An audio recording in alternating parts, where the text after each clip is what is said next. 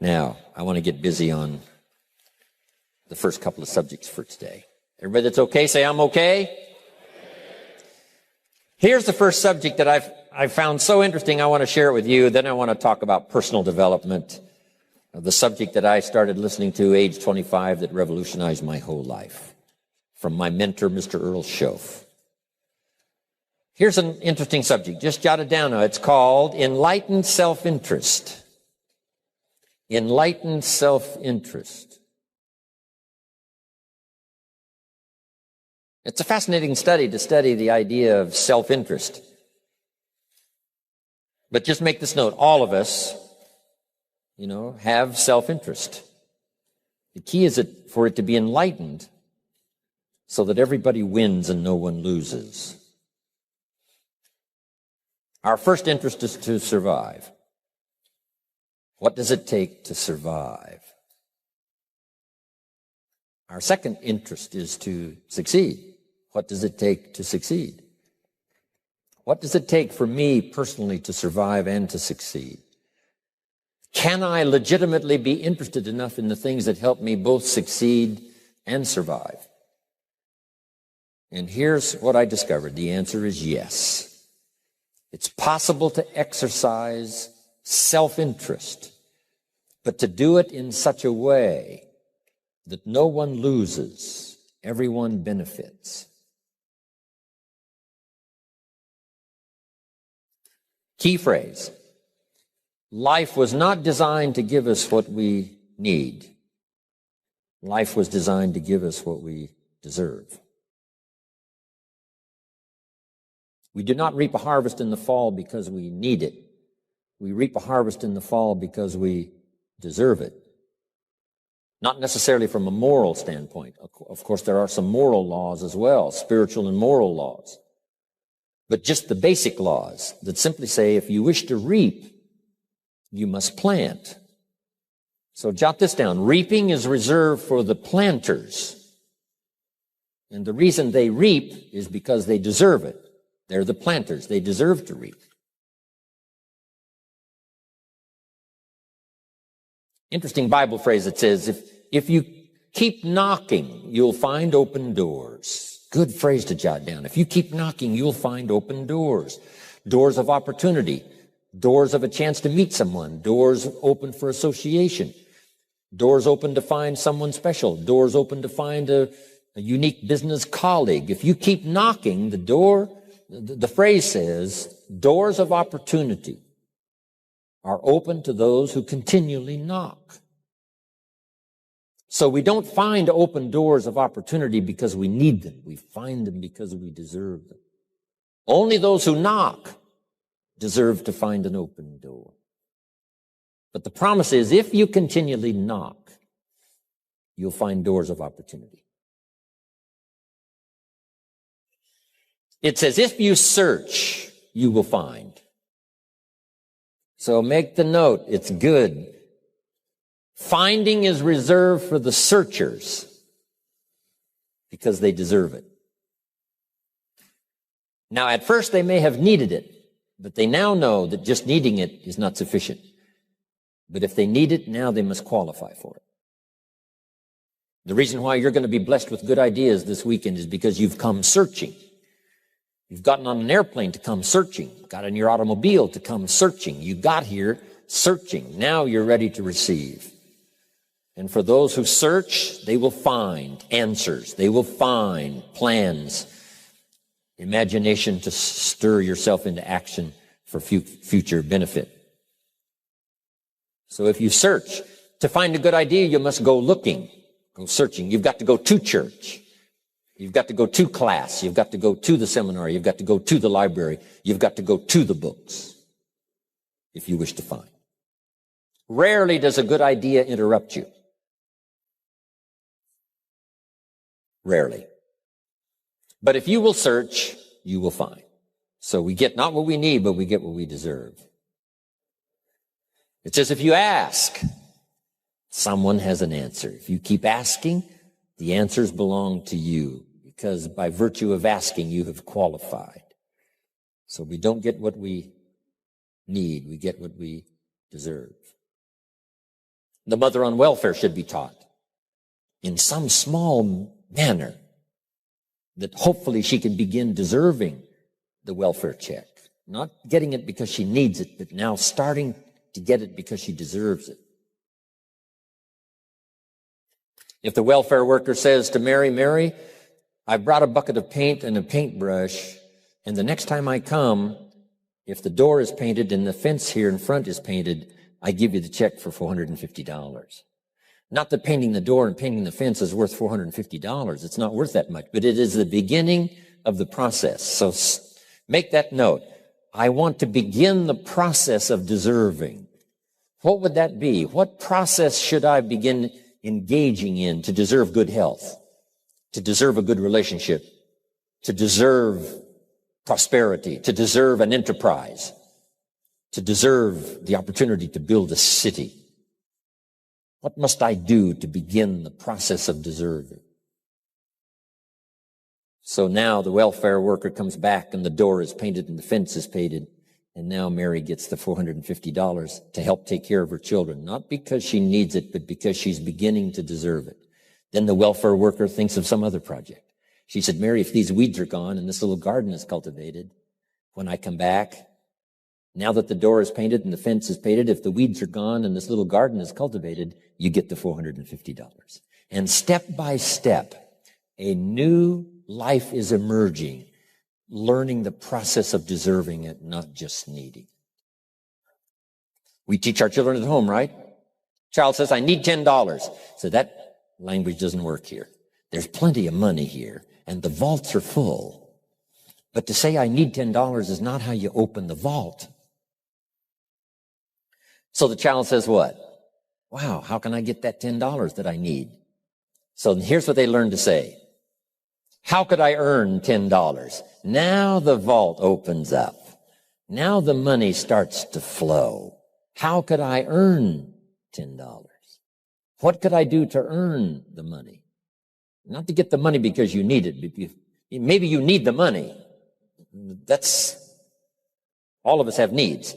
But here the key is to figure out how to open the vault, how to open the bank, how to open this unbelievable flow of resources to come our way.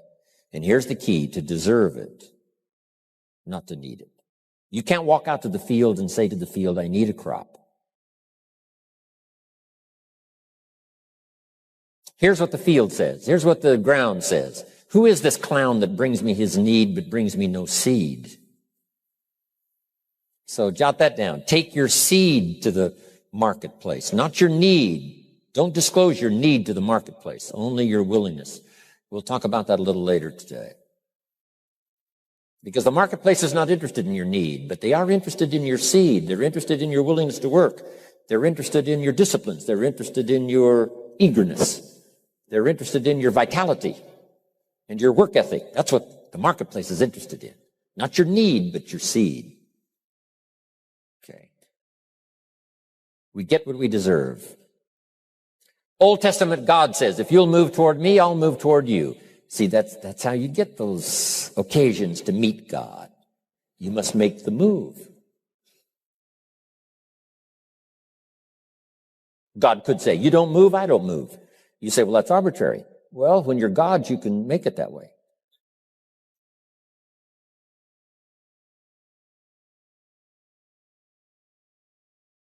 So, the law says if you wish to receive, now let's talk about enlightened self-interest. If you wish to receive, and we would call the wish to receive self-interest. But if it's enlightened self-interest, here's what it says. I understand that in order to receive, I must give. Receiving is reserved for those who give. Receiving is not reserved for those who need it. It's reserved for those who deserve it. We deserve the receiving by giving. In fact, there's an extraordinary phrase in this little context, and here's what it says. It's better to give than it is to receive. Now, the uneducated person would find that difficult to ponder. Why would it be better to give than it is to receive? So let me give you one of the better phrases for the day. Here it is. Giving starts the receiving process. So of course it's better to give than it is to receive. How much receiving do you wish? You must start the giving process. For me to receive my additional fortunes for the future, not necessarily for the money, because I don't need the money. I take the money, but I don't need the money. But here's what I do need. For someone to say, a year from now, 5 years from now, Mr. Rohn, that seminar helped to change my life. And for whatever reason, I was brought here to this place for this time. And later someone says that. See, to receive that kind of thanks, it's unbelievable. Here's what you cannot buy. That kind of thanks. You can't buy it with money. You have to earn it.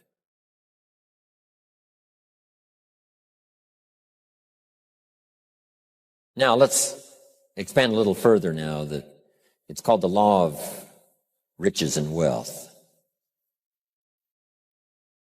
In our own self-interest, if we wish to be rich and wealthy and prosperous and healthy and all the valuable things we can think of for the human experience, how could we get there? It's understanding the law of enlightened self-interest and the law of deserving. The question was asked in the Bible, how can we be great? What is the key to greatness? Great wealth, great return, great accolades, trophies to put on the mantle above the fireplace. How can we get great respect, great riches, great abundance for ourselves? How can we get that? And the answer was given, and here was the answer. Find a way to serve. Find a way to serve the many.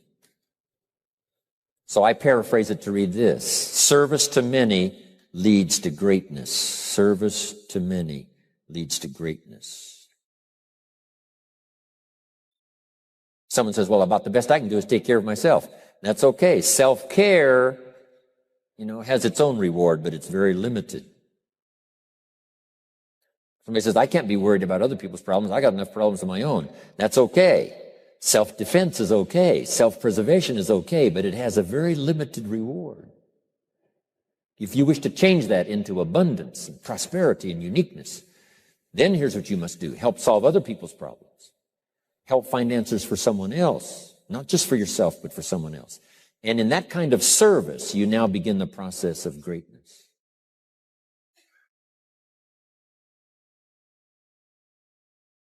Someone asked the question, how can I be ruler over many? How could I manage a lot of people? How could I be the leader of a vast movement or enterprise? Here was the answer. Nothing wrong with that wish. We call that self-interest of the highest kind. Wishing to be the manager, the ruler, wishing to be presiding over many people. Here was the answer. Be faithful when the amounts are small. Be faithful when there's just a few. Be disciplined when there's only a few. That starts to entitle you to someday be ruler over many. You say, well, if I had a big organization, I'd really run it with a strong hand and I'd be a fabulous leader. But I've only got a few and I don't know where they are. See, that's not going to work. If you wish to preside over riches, you must start when the amounts are small. Someone says, if I had a fortune, I'd really take good care of it, but I've only got a paycheck, I don't know where it goes. See, not knowing where it goes disqualifies you now for presiding over the fortune. We've all heard that, right? I don't know where it all goes. Did you ever hear that expression? Oh, we'd love to have you run the company. You don't know where it all goes. Somebody says, it just gets away from me. Oh, we'd love to have you run the world, right? It just gets away from you. Somebody says, it's only pennies and it's only a few.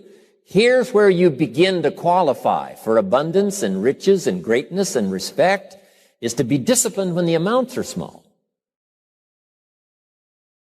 Someone finds it unique, right, that this many people would come and hear what I've got to say for a whole weekend, but this is not where I started. I started with just a few, but I was so on fire with the few, trying to translate for them in my awkward ways back then. What had happened to me? My life got changed, my income got changed, my health got changed, everything got changed for the better. And now I've lived the most extraordinary life. But it started with my passion for just a few, to translate for just the few. Someone says, well, there's just a few here. Does this meeting matter when there's only a few? And the answer is yes. Jot this down. You never know who's in the audience, whether it's a few or 1,000 or whatever. But you got to be faithful when there's just a few. Tell your story when there's just a few. Be just as passionate about ideas that can change someone's life when there's just a few. Now you begin.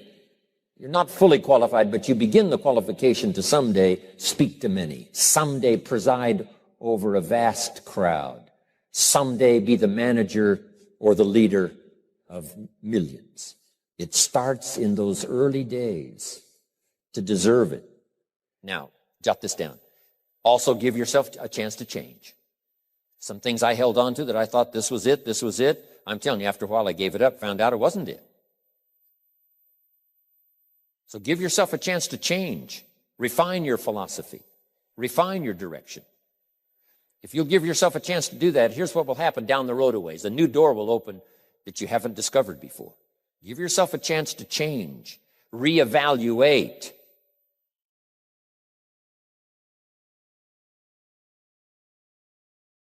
Okay. So let your library be a testimonial of your dedicated interest in accelerated personal development, that you will read whatever you have to read, you will hear whatever you must hear, and you will watch and see whatever you must see in order to make your life refined and worthwhile and achieve all of your purposes. That's what I want this stopping station to be these 3 days. Just to come here and sit for a while and listen and ponder and take notes and work hard and see if you can't absorb, get all that you possibly can here so that it will start to refine your life even before you get on an airplane and fly back to wherever you came from, before you get in your car and drive away. What we share with you here, with whatever, all the rest that you've learned, this will be a catalyst to start a process even before you get home that'll start working for you. Some of you are going to set some goals. We're going to do the workshop tomorrow, designing the next 10 years. Hopefully you'll come up with some new promises, some new objectives, some new ideas. And by the time we're finished here, these 2-3 days, I'm telling you, you'll see yourself able to accomplish 2 times, 3 times, 5 times more than you ever thought was possible, which will make this cost of this seminar a small price to pay.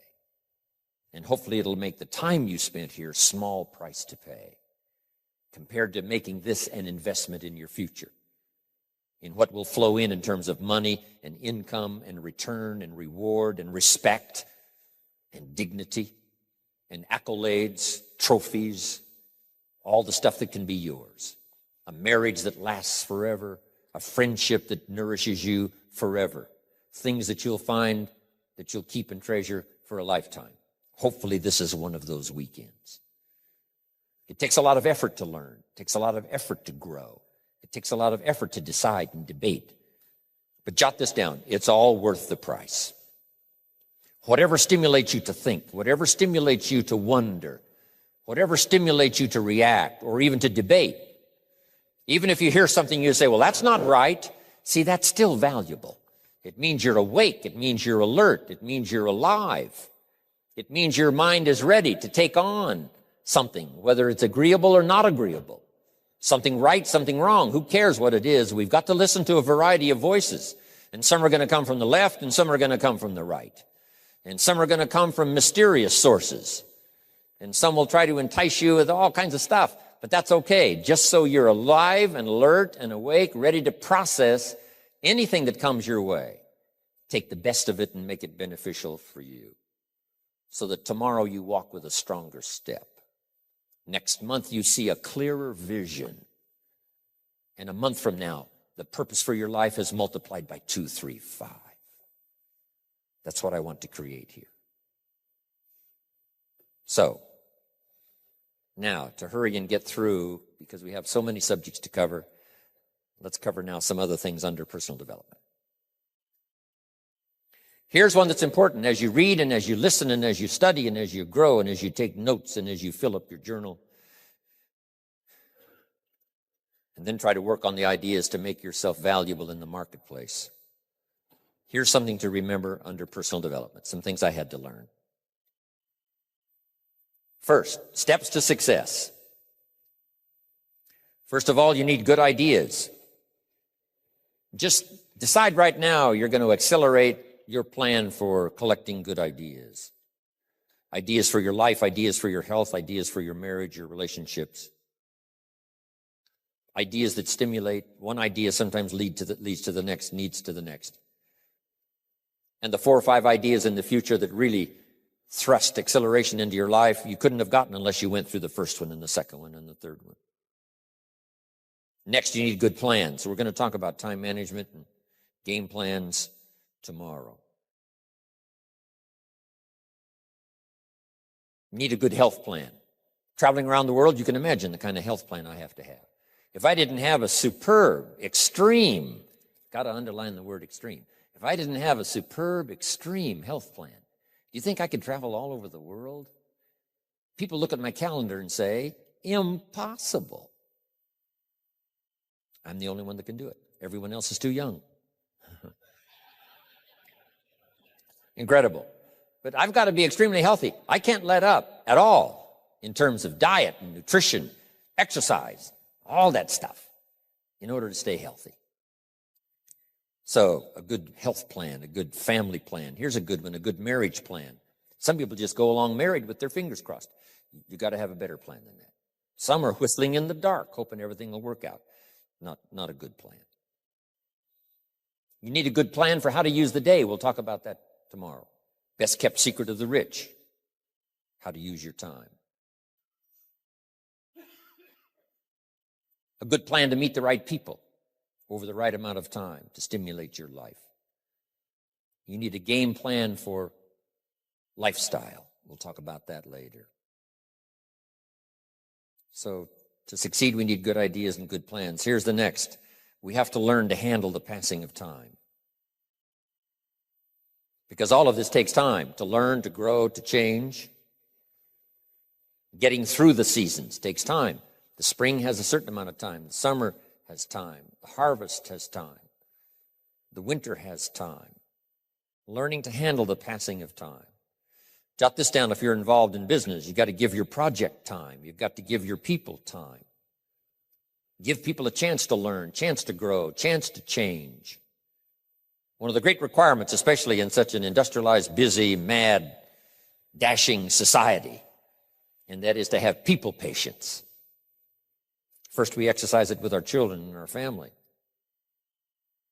Getting people to work together, got to have patience, even with your family. If you're involved with independent people, it's a challenge. It's like herding cats, trying to get them to work together. Herding sheep is easy. They very quickly get going the same direction. But try herding cats. It's like your children. Different ages and different personalities and different opinions. To get the family all going the same direction, kind of working together to make things work, I'm telling you, it is a challenge. But if you'll have some patience, you can do it. Now, here's the big one, to have patience with yourself. Give yourself time to learn. Give yourself time to understand good ideas. Give yourself time to make changes and then grow into those changes. Give yourself time to refine your personality to fit the business, whatever business you're engaged in. In some, you may have to speak up a little stronger. In some, you may have to calm down just a little bit more. Just learn to refine your personality and your temperament to suit. All of us can do that, but it takes time. Have patience with yourself. We had to do that from the beginning. Learning to tie the shoestrings of your shoes. If you tried a couple of times and says, I'll never learn this, it's over. Say, no, you can't go through life with your shoes untied. Come on. Some people, maybe it happens for them a little quicker than others. Some people get the hang of it almost overnight. Someone else, it takes a little longer. If it takes you a little longer, have patience with yourself. Because patience has its own reward. Patience is a virtue of the extraordinary kind. We have to have patience with our employers. We have to have patience with government officials. You've got to have patience with IRS. You've got to have patience with the Army. You've got to have patience with the FBI. Here's a good thing to remember while you're exercising patience. Usually enough good people will finally make it right.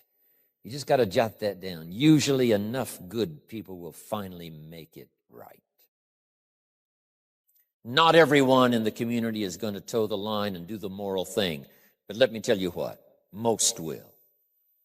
That's how we create a society that we can live in. Most will. Every teenager will not obey all the rules and regulations and live a model life. Not everyone will, but jot this down. Most will. Enough will. When the good Lord recruited 12, not every disciple, not every one of the 12, but it was enough of the 12 to start a movement that's lasted for 2,000 years. Not everyone, but enough will. There's only been a couple of exceptions to that rule. One was the story of Sodom and Gomorrah. God was going to destroy Sodom and Gomorrah for their evil ways. Abraham had a friend that lived there. And Abraham implored and said, God, if I can go to Sodom and Gomorrah and find 50 righteous people, will you spare the city? And God said, Abraham, you've been such an excellent friend of mine. Yes, I'll spare the city if you can find 50. So he searches the city, can't find 50 good people. Comes back and says, Lord, would you take 40? God says, Abraham, for you, come on, I'll do it. If you can find 40. So he searches for 40, can't find 40. And he comes back and says, would you take 30? Good Lord says, Abraham, only for you will I reduce it to 30. Can't find 30. Can't find 20. Abraham said, this is my last request. Would you take 10? God said, only for you, Abraham. So he went searching for 10, and you know the story, right? Couldn't find 10. That's the exception to the rule. So he said, Abraham, get your friend Lot and his family out of there because the end has come. But that's the exception to the rule. So jot down the general rule. Most will. In a civilized society, most will obey the rules. In government, most will. Not every senator will, but what? Enough will to build a stable government and a future. Not everyone in the armed forces will, but enough will. Not everyone in the community will, but enough will. Not every teenager in this high school will, but I'm telling you, the most will. And that's how we survive in a civilized society, because most will. And that's a good feeling to know. Most will. Okay. So have patience. Next, under personal development, is learning to solve problems.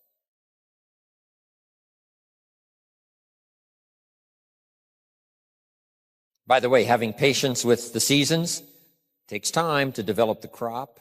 You can't plant the seed, dig around it in a few days saying, where is it, where is it? And you can't really help. All you can do is nourish. Some people plant in the spring, leave in the summer. Just haven't got the patience to last. So next comes solving problems. Business problems, family problems, personal problems, financial problems, emotional problems. There's all kinds. Here's a good idea I found in solving problems.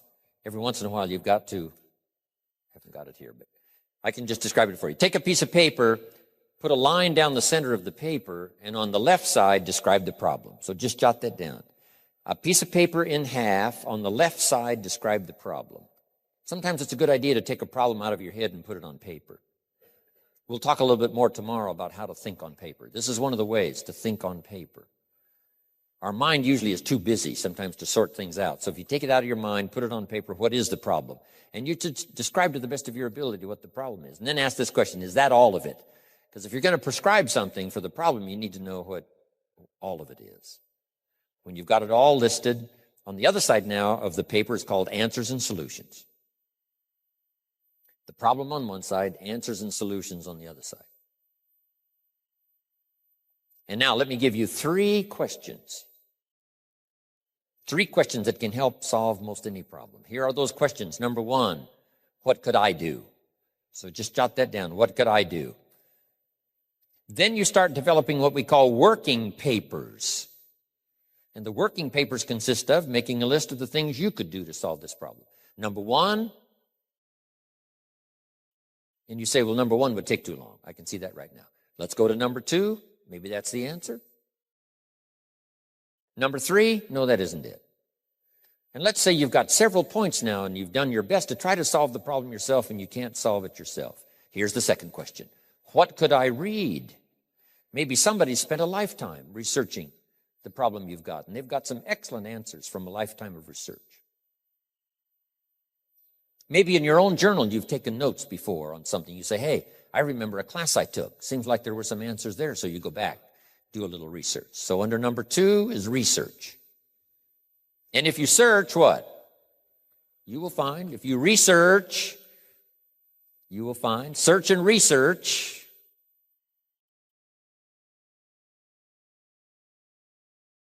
Now, research as soon as possible, because if the problem is severe, you don't want to wait till too late. My friend Kenny comes to me and says, he just lost a beautiful lady, fabulous lady. They got a divorce. She was really something. Then after his divorce, he comes to me and says, it's over. But he says, something strange. He said, I found a book in my own library that I think would have saved my marriage if I had read it before my divorce. And it was a book entitled How to Live with Another Person. He said, I should have read that book a long time ago. He finally read it, but it was a little late. It's like reading a book on nutrition after you've had a heart attack, right? I mean, that's good. That is good. But gosh, it's so much better to read it before. Spare yourself the agony and the lost time and maybe the loss of your life. Now, if you tried to solve it yourself and you can't solve it and you've researched and it doesn't seem like you've got the answer, here's number three. The third question is, who could I ask? Is there someone around me that might have the answer to my problem? Now, under that, put this. Don't ask first now. Try to solve it yourself. Develop some working papers. What you think you might do, that still isn't it. Here's some books I've read. This guy's crazy. This guy, no answers, haven't got it. Now I ask. But if you now can show your working papers to who you ask, you can't believe how swift the answer will come. All of us have heard this, but let's remind ourselves one more time and put it in your notes. We all love to help people who, first of all, try to help themselves. Back to the philosophy of deserve. I've tried to work it out, haven't got the answer. Maybe you can help me. Somebody is very willing to help you if they know you've tried first to help yourself. It works that way with our children, right? My daughter Linda, before she got married, used to travel a lot. She comes to me and said, Daddy, I'm headed for Thailand. I said, wonderful. She said, I've saved up my money. I said, fantastic. She said, I've got $1,000. I said, wonderful. She said, the kids wanted to go here, wanted to go there. I didn't go. They wanted to buy this, wanted to buy that. I didn't buy. I got my money put aside, $1,000. I said, Linda, unbelievable. You must be my daughter. That's fantastic. Now she said, to make the trip, I only need a couple of thousand more. An easy 2,000, right? But she knew she couldn't get the whole three. But she knew that if she worked hard to the best of her ability and put that first 1,000 together, the next two was easy, right? Okay. So, develop your working papers. Do your best to solve problems. Here's why you try to solve it on your own first. You need the mental and emotional muscle. You need the discipline. If you just quickly go to the answer, somebody that's got it, now you're not developing the muscle. You're not developing the discipline to solve your own problems, because there may come a day when there's no one else to ask. So you need the rhythm of learning, the rhythm of trying, the rhythm of seeing if you can do it first to build the emotional, mental muscle. Okay.